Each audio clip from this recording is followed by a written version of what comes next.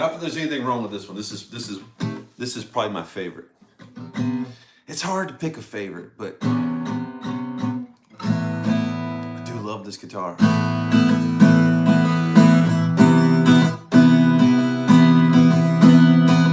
on. All right, but I'm gonna get a different one.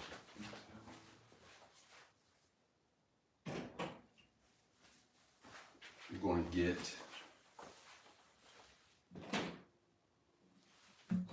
this one. Made by the same guy, Mike Baranick. Shout out to Mike Baranick. This is the other guitar that I had that I showed you is another custom guitar that Mike built me. This is the first guitar that he built me. Right here. So, and I want to play this one. I had someone ask me to play Soak It Up, which is an old song of mine. So I'm going to see if I can remember to play that. But I actually wrote the song on this guitar and recorded it. Recorded the song on this guitar. This is the back is a Brazilian rosewood. Let me get where you can see it. Everything, it's so shiny you can see out my window. So I can show you my cows over there. You can see my phone set up on my little table where I'm trying to record some. Reflection here, but if you can, it's hard to see, man. But it's beautiful. It's a Brazilian rosewood. Back and sides. And then the top is a Colorado blue spruce. It's great. Now, during my 7 years away from music, these guitars were in storage at a friend's house. So they weren't played for a long time, which is really sad. But I just wasn't making music, and it wasn't something that brought me joy, so I didn't do it. All that to say, the guitars could use some love. Like I've been meaning to take them. I'm scared to let somebody else touch them. Back in the day when I was actually making music and playing music for a living, if these guitars needed anything done to them, I took them to Mike. He's the guy that built them, and I wanted him to be the guy that worked on them. Because they're not only financially valuable, they're one of a kinds. Man, they're sentimental to me. They mean so much to me. Like I said, I wrote a ton of songs on them, recorded records with them. So they have a lot of value to me, and it's scary to let somebody else work on them, work on your guitars. But I reached out to Mike and asked him, could I send him? I have 3 guitars that Mike built me. And he's like in the process of moving or something like that to a different shop. And so he didn't have a setup. He recommended a guy in Nashville for me to take them to have them worked on, but I'm just scared and I haven't done it.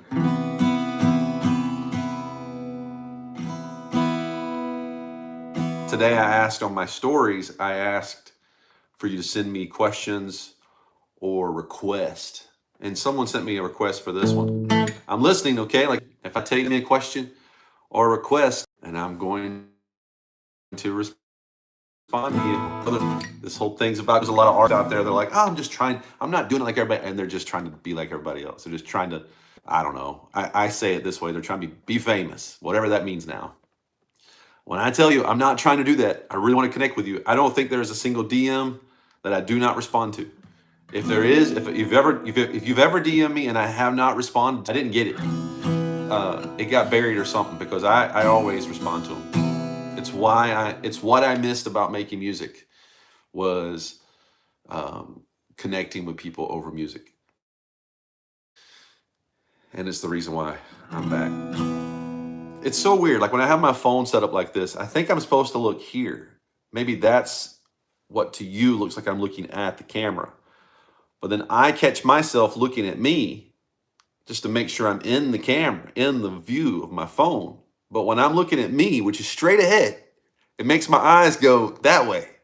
I don't get it. So forgive me for looking off in this corner. I'm not. I'm looking straight ahead. Right now, I am looking straight ahead. And I'm pointing straight ahead. And my finger is going, I am touching the center of my phone right now. That makes no sense. We're in 2025. Can't someone make a phone here? Get to work, Apple. Jeez Louise. All right. Someone asked that I sing Soak It Up. Wrote this song on this guitar a lifetime ago. 24 years ago? I'm not sure.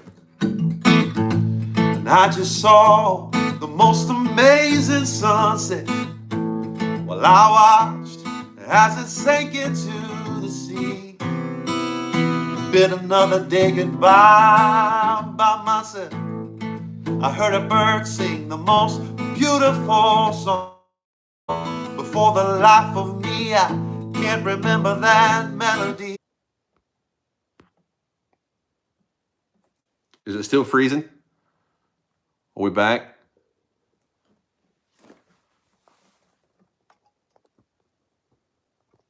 What in the world? I moved to the country. Are we back? Or am I still freezing up?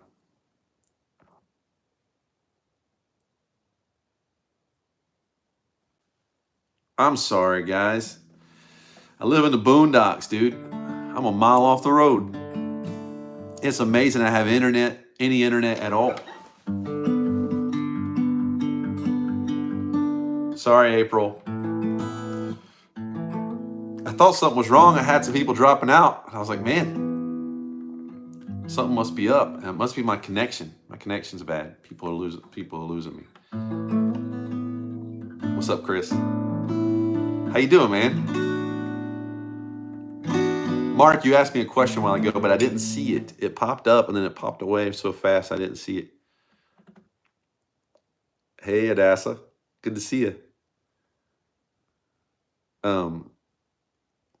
I'm scrolling back through.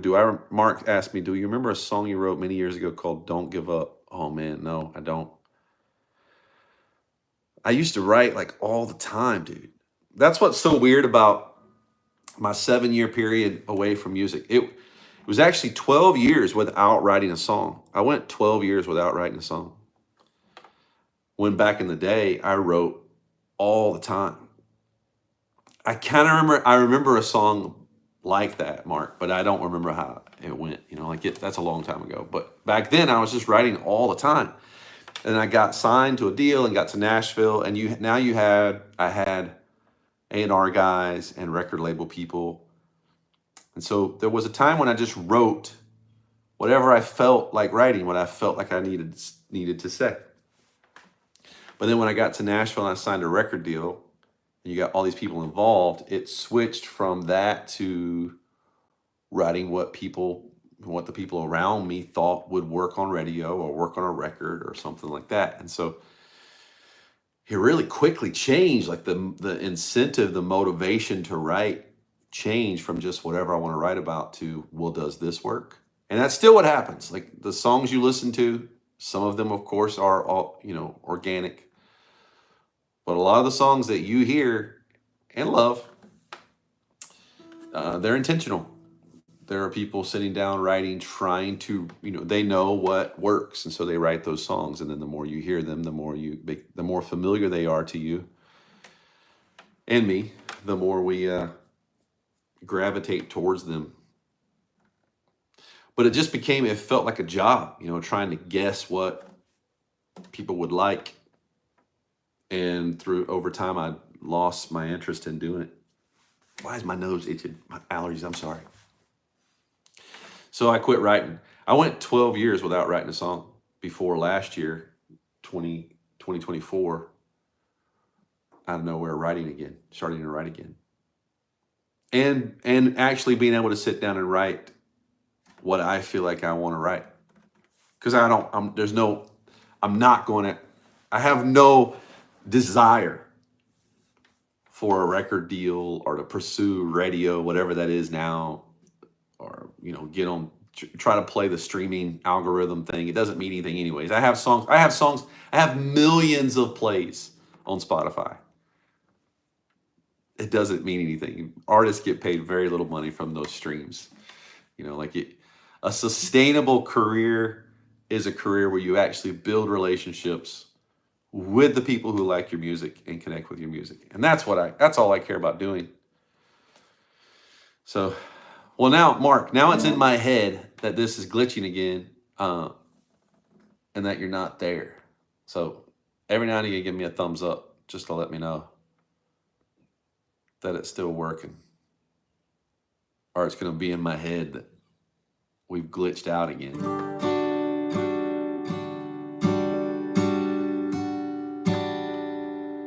Yeah. What key? What key, man? What a friend we have in Jesus. All our sins and griefs to bear. What a privilege to carry everything to God in prayer. Oh, what peace we often forfeit. Oh, what needless pain we bear. All because we do not carry everything to God in prayer. Thanks for the request, man. It makes it easier because my brain starts to worry, especially when I start one of these off. I'm already nervous about doing the lives because I'm going to mess up something.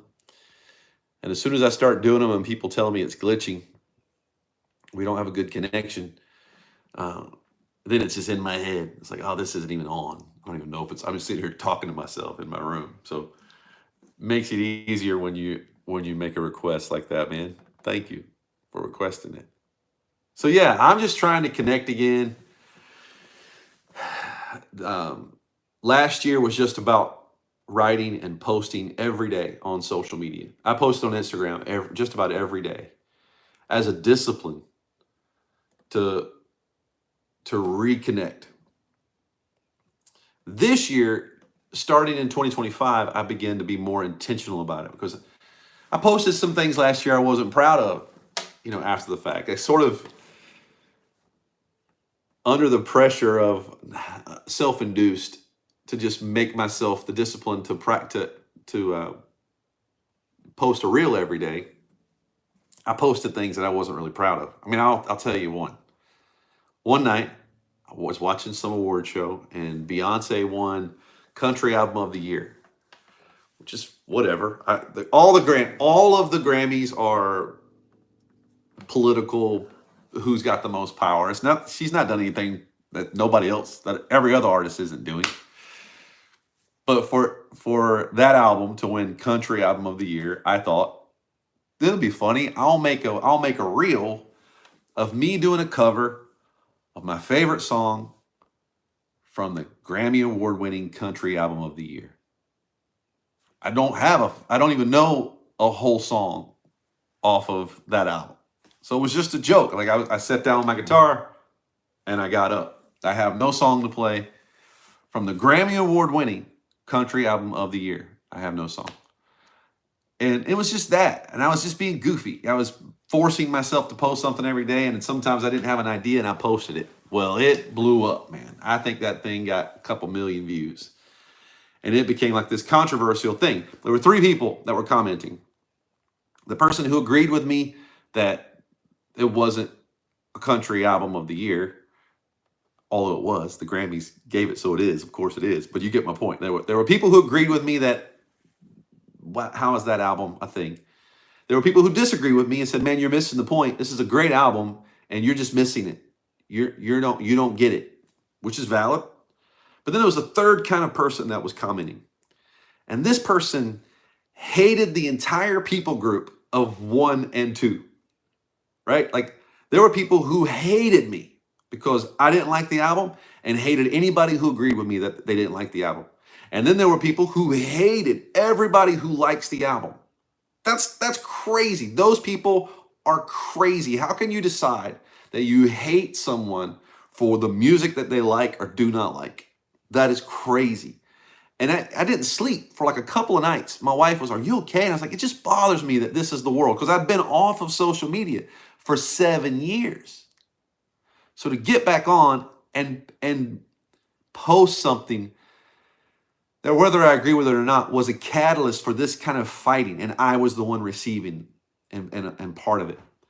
I hated it. I didn't like the feeling. And I was journaling and like trying to find the thing, like, do I just want to be off social media? Is this what social media is now? Like you fight? And I thought, no, I just want to be intentional about what I post. I didn't delete that post. You could find it. I didn't delete it because I didn't make it. And I want this to be authentic. What I'm doing when I'm connecting with you, it is who I am. So if I say something that's a mistake, then I'm going to tell you it was a mistake. And I think that was a mistake to post that, regardless of whether you like the album or not. That's not what I want to use this platform for. I wrote down in my journal, there's 3 things I can do on this platform. I can create. And when I say platform, I just mean using my phone to connect with you through social media, whether that's Instagram. Instagram is what I'm most active on. I'm trying to become more active on YouTube. That's what this is about. I'm practicing. But I'm very active on Instagram. I'm becoming more active on YouTube and the tiki-taki.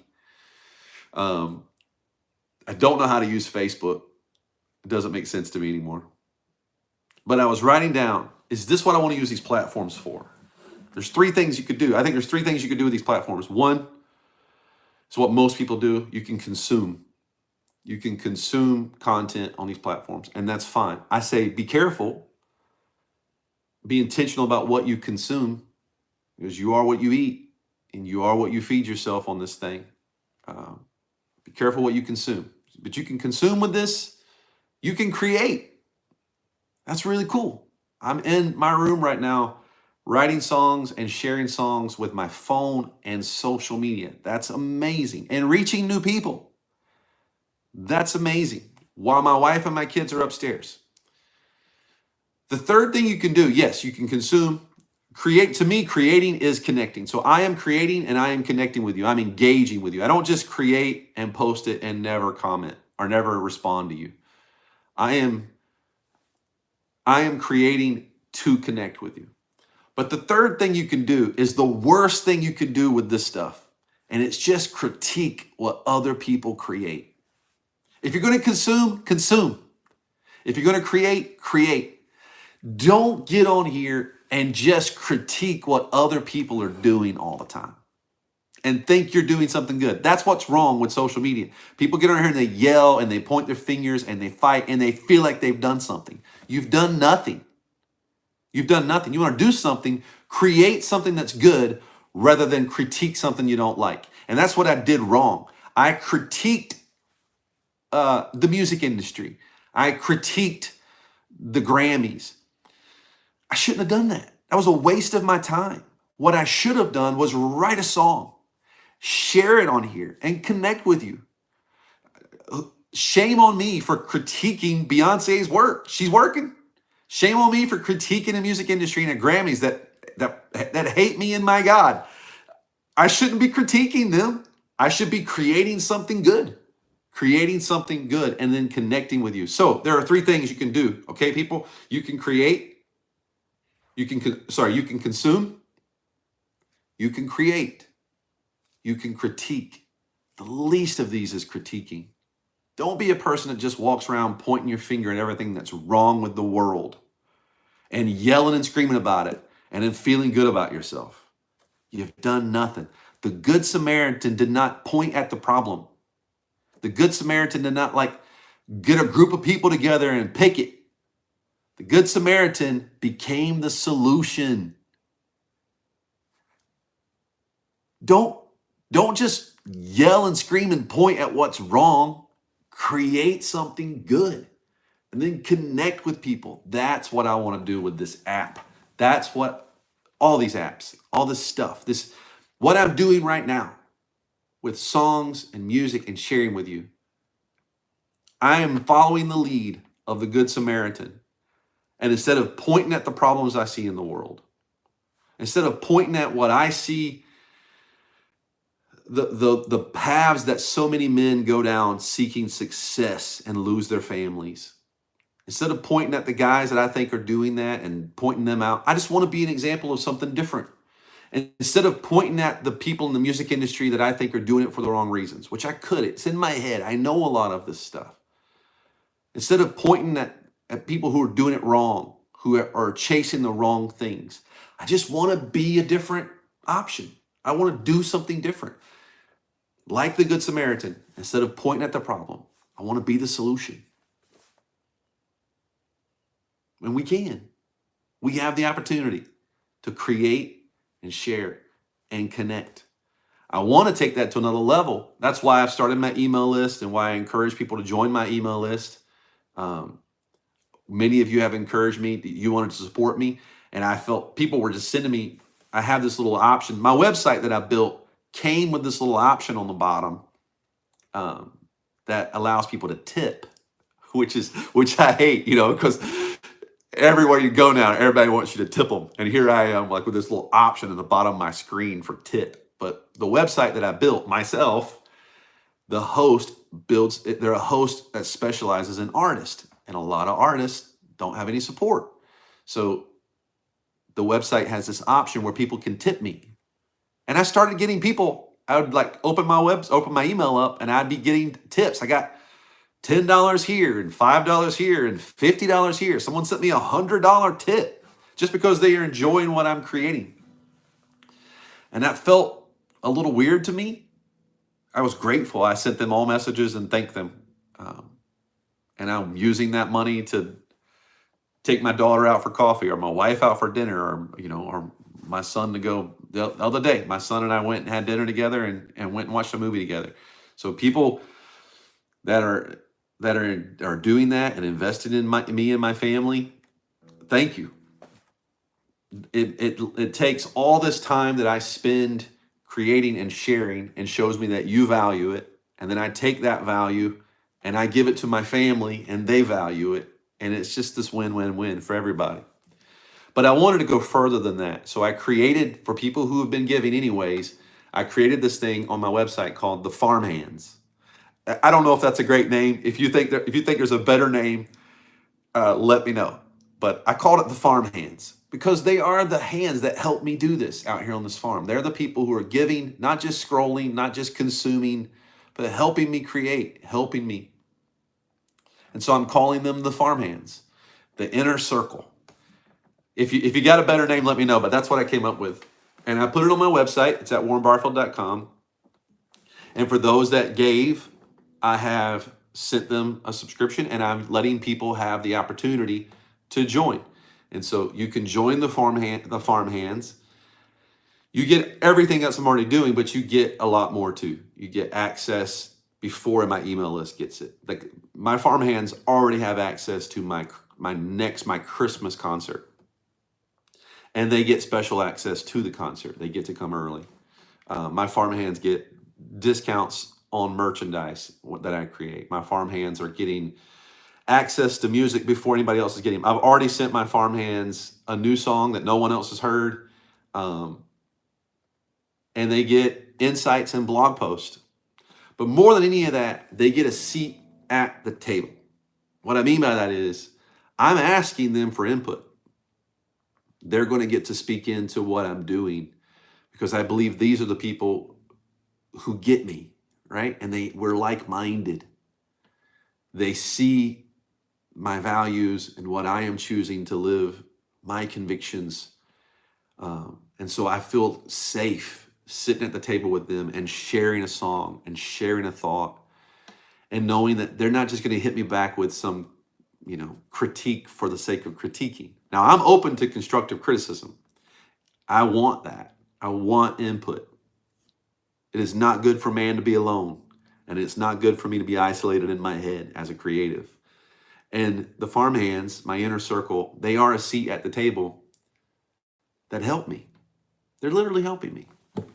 So if that's something that you want to be a part of, you can do that. It's at my website. There is no pressure. And you're going to, if you're going, no, I don't, that's not what I want to do. I just want to, but I still want to receive this. I'm still going to keep doing lives. I'm going to post. I'm going to connect with you. There is it's not something that's going to separate us. Okay. But if you want to be closer and more involved, the farmhands might be your thing. Is there, before we wrap up, because I've been trying to keep these at 30 minutes so that I don't wear you out, but any other songs before we wrap up? One of mine or a hymn, if this is still active and you can comment, I will do it before I say goodnight. Kirk Rising. Kirk Rising. I love you, dude. Kirk, what's your favorite hymn? If Kirk Rising tells me his favorite hymn, I'm going to play Kirk Rising's favorite hymn. Allison, I love the song Humble and Kind, but I've never played it. I don't know it. Brett's here. Brett and Kirk. Old school boys right there. I'm waiting for Kirk. I'm going to give him a few more minutes. Yeah, I don't know how to play Humble and Kind. I do love that song, but I don't know how to play it. Kirk, if you've signed off, man, he's probably he travels the world. He's probably in some other country right now and has lost his signal. Kirk helped me do my very first records, Kirk Rising, when I was a teenager and I was first starting to make music and record. I would not have got where I have gotten without Kirk Rising. He is the man.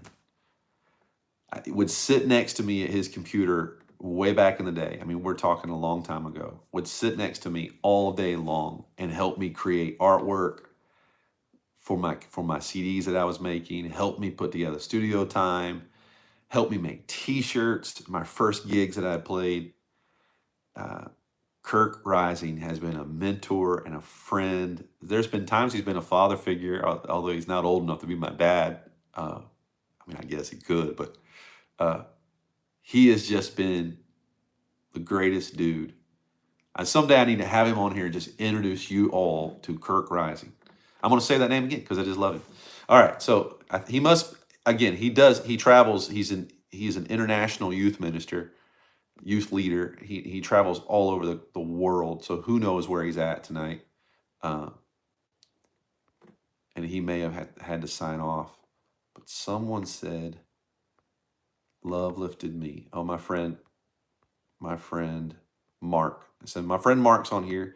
And again, I've known Mark since I was, I don't know, Mark. I was probably 17 when we met. One of my first times, it was always just me and guitar, but there have been times where I had little bands and Mark played bass guitar and had a sound system. So Mark, I love that we're still connected, man. It's really cool. So Love Lifted Me. Let's see if I can. Love lifted me. Is that right? Love lifted me. I got to get the tempo. Here we go. When nothing else could help, love lifted me. Love lifted me. Love lifted me. When nothing else could help, love lifted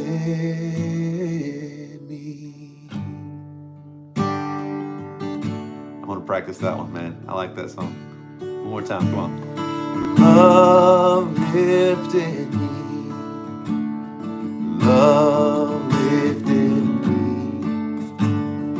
When nothing else could help, love lifted me. Oh, love lifted me. Love lifted me. When nothing else could help, love lifted me. I love it. Hey, thanks for joining me for Thursday Night Lives. I'm going to be right back here next Thursday night, 7 p.m. Central Time. Every Thursday night up to my barn concert on August 2nd. So we got a few more Thursday nights before August 2nd. And then my barn concert, my third barn concert It's sold out. I'm excited about everybody being here. And that week after the August 2nd concert, I'm going to announce my December Christmas barn concert. The farmhands already have access to that, and everyone else on my email list will have access to it the first week of August. And then after they have had access to it, I'll open it up to the public. I love you guys. Thanks so much for hanging out with me. I'll see you next Thursday, 7 p.m. If you have any questions or requests, DM me on Instagram. That's where you can reach me the quickest. All right.